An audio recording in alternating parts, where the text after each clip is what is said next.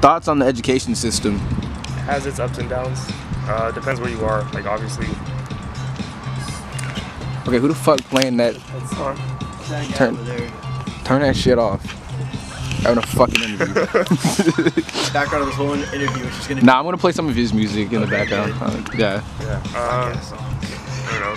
Like yeah, it has its ups and downs. I really like how, at least at our school and the schools I've gone to, where the music was definitely supported by a lot of teachers. Even in high school, like in previous generations, hip hop was looked down upon by so many of the adults. Versus when I was a senior, we were going around through all the classrooms, teaching kids, giving lectures. Oh yeah, I remember you came into my my English class. Yeah, that shit was tight. Yeah, exactly. Ooh. And like to have all those teachers like support that, and like when I did the work to rule thing, all the teachers were sharing that. That was you? Yeah. What? Yeah, that was like my first video. They got like 10,000.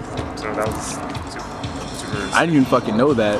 Yeah, that's tight. With the Chris Funk, like where's the funk in that? That was one. Yeah, that was you. Yeah. Damn, that shit like blew up on Twitter too. Yeah, exactly. Yeah, that was crazy.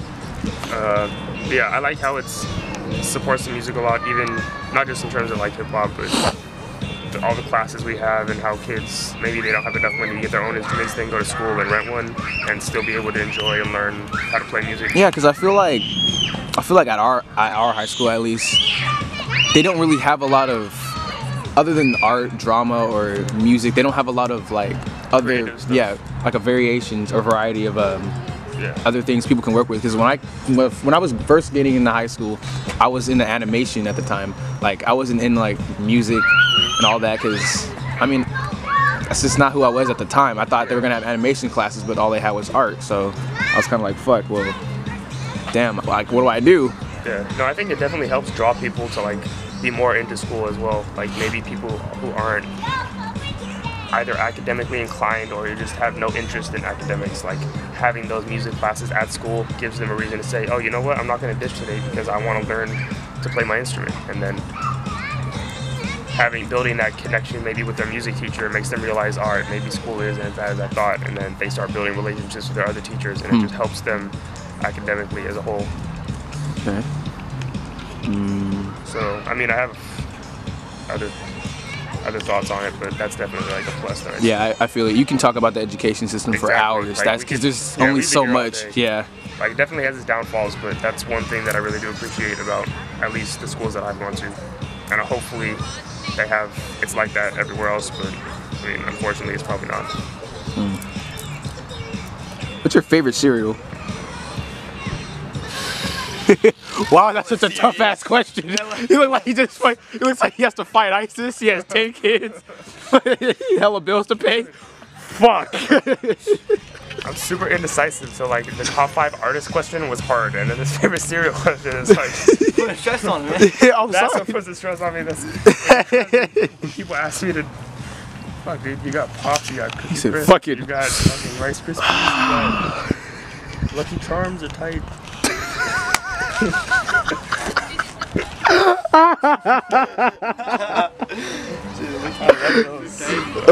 These are Lucky Charms is tight. The marshmallows, dude. Oh, that's the best part. Fuck. Dude, fuck the grains. Yeah, Fuck, what the hell? Who the fuck likes that? Just give me the marshmallows, bitch. It's like some dry ass oatmeal. Yeah, the marshmallows I fuck with. I had a box of Cookie Crisp lately because I went to Target and got that. So, like, I finished one box before I get a new one. So, I don't know, but I almost finished it this morning, so I'm gonna have to go to Target today and have to go in the aisle and decide. It'll take me a while. But yeah. Fuck, well, I don't think you're gonna like the next question. Then I have, what's your favorite soda? Pepsi. Oh shit, that was easy. You know, cause like when I was living with my stepdad, like for so many years, he fucking loves Pepsi, and he would buy go to Costco and get like the giant boxes. He'd get like 3 of those in the house at one time. So I would drink Pepsi every single day of my life. Exactly. Probably why I got so many health problems right now. But yeah, it's bad for you, but. Yeah, I drink Sprite way too fucking. You drink Coke way too fucking much. Yeah, dude, I used to be Coke and not Pepsi. But then my stepdad brought me to the dark side. Like, no, I can't drink Pepsi. I just don't like Pepsi. It's a fake ass Coca-Cola. Fuck Pepsi. No, but like, I was always so fascinated with Coke because they used to put like actual Coke in their Coke. Yeah. How the fuck did that work? How did that work? Do people not notice? I'm like, shit, no wonder I keep drinking this shit. Sniffing the soda. Jeremiah, what are you doing? Is that the Coca-Cola? No? It's my allergy medicine. It's my allergy medicine. Alright, okay, next one is favorite brand of chips. Get your rap snacks with a dab of ranch. Have you seen that? That's You Amigos, haven't seen- right? yeah, you haven't seen the song? Yeah, I know the song. I don't know. It usually depends, like, I don't know. When I'm really high, I just eat whatever chips, doesn't matter. They're all the best. But, I don't know. I usually, when I'm sober, I don't really eat chips too much. So it's kind of hard to say. I never actually tried rap snacks, but I do want to try them. Just because that song is a fucking banger. Even when I'm not, I'll just be in the car, like driving somewhere, just with a dab of ranch. So I definitely want to try that because I feel kind of fake, like rapping that song and having never tried my rap snacks with a dab of ranch.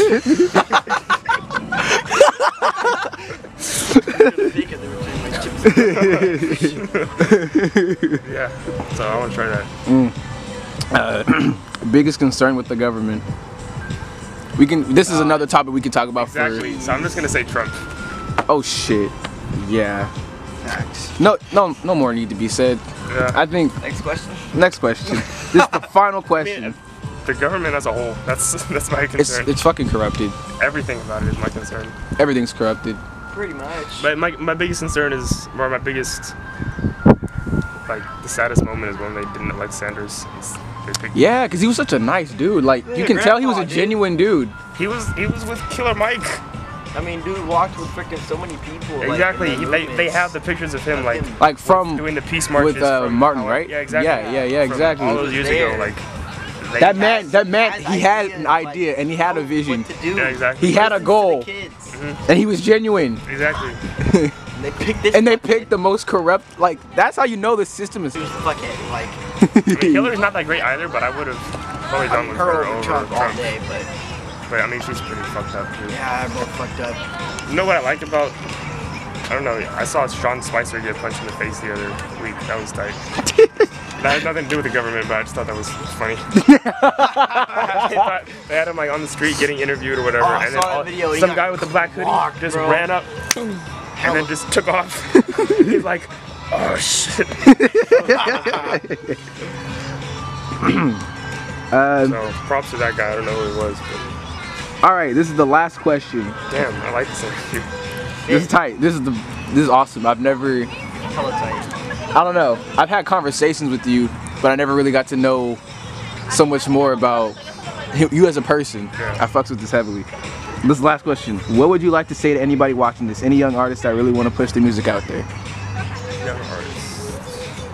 Watch them, say young artists. Be authentic. Know that thoughts do become things, and you really think things into existence before you speak them into existence, which you also do. But thinking it into existence comes first. So if you're, I mean that goes for everything, not just music. So if you're constantly telling yourself something, whether that be good or bad, it's eventually going to spread throughout your head and just really embody who you are, or who you are will embody what you're thinking. So if you're constantly telling yourself that you can't do this or you can't do that, that's how people get super depressed and like they have super low self-esteem, is because usually people tell them that first, and then after a while they start telling themselves that, and then they become completely convinced. Whereas you can take that same power and tell yourself like, no, fuck everybody else, I can do this. And when you keep telling yourself that, obviously you have to put the work in behind it, and then after a while it's just, you keep reinforcing these thoughts and these things that you're saying. Like what I'm saying, but no one was listening to me, or no one wanted to hear what I had to say. I was saying, fuck them, I'm gonna keep working, and because I know I can get to where I want to be. I know I can be doing shows to where I'm opening for my favorite artists, and eventually they're gonna have to see that as long as I keep that same mind state and keep working. So that's exactly what I did, and then I did get open for my favorite artists. So, nice.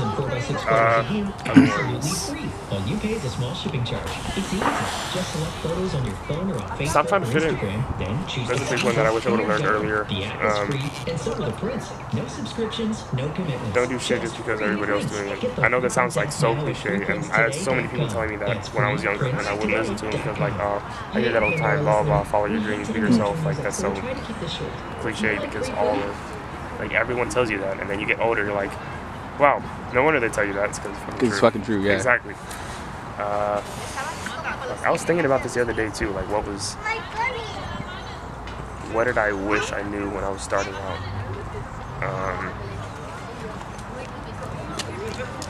I wish I would have focused, actually, fuck that, I'm glad that I spent so much time honing my lyricism because it's such a strong point now, and people do realize that. But now, in addition to honing my lyricism, I'm trying to work on bettering my music as a whole. So whether that be hooks, overall sound, making sure it is catchy. Because like when I was younger, I had that phase where I was only into old school, and like I hated anything that had like anything that was catchy was pop to me. I'm like, fuck, I'm never going mainstream. I'm underground hardcore hip hop, and like you realize if you really want to get to that superstar level, you can't limit yourself to that. You have to come with the lyricism. You have to come with the tight ass hooks. You have to have the production be on point. You have to know how to mix and master your shit correctly. You have to become business savvy. You have to promote your shit correctly. You have to brand yourself correctly. You have to connect with, like, there's so much shit you have to do.